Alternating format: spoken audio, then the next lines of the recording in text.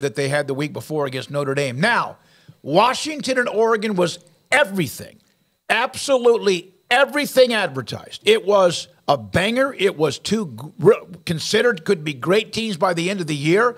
Dan Lanning made decisions to bypass field goals. I kind of love that he was being aggressive, but in the end, it cost him. And then when he needed a field goal, it was no good. Penix was incredible. Bo Nix was incredible. I thought that might have been, and I'm not trying to have like recency bias, that game there, everybody probably took an ice bath. That was a slugfest of a game despite the score being pretty high. I loved every second of watching Oregon against Washington. Yeah, there was nothing wrong with that game at all. And look, it came down to, a coach being too aggressive, and he says 100% on him. It's true. I don't think there's a problem really with what he did, except if you're going to do that, if you're going to be that aggressive, you have to call better plays. Like all three plays they called in those 3 4th downs that they did not get. The two earlier in the game that just led to no points where they could have taken field goals, and the one at the end of the game where they could have punted and made it harder, they did not call good plays, high percentage plays in that. So if you're going to go for it on 4th down, you call the one that's got the most options to get you whatever yards you need, and not this is only going to work if this guy is open. And that's what they did all 3 of those times. That's why it didn't work.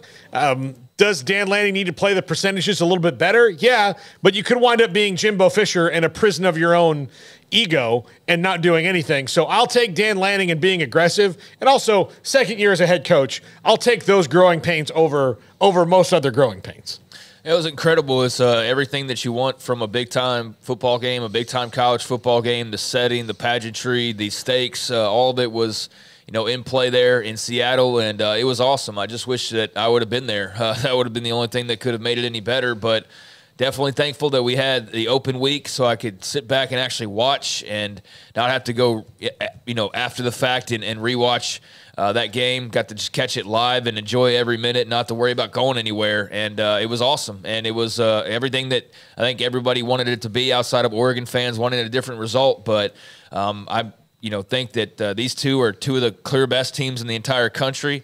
And the race for the Pac-12 title is going to be fascinating. But Washington got a huge leg up there with that win. So, good for the Huskies. The Ducks, I don't think, have much to hang their heads about. It's just that blemish now makes everything else a little bit more complicated for them conference-wise, and obviously big picture-wise, they have no room to slip up now. So, that was everything that you wanted and more, I felt like. And, I picked Washington, but I thought that was just a coin flip game. I think I might have said that during the picks I just felt like maybe Michael Penix plays a little bit sharper than Bo Nix does or, whatever. But I didn't expect that to be anything other than a dramatic, close type of game, and we got just that on Saturday. We got exactly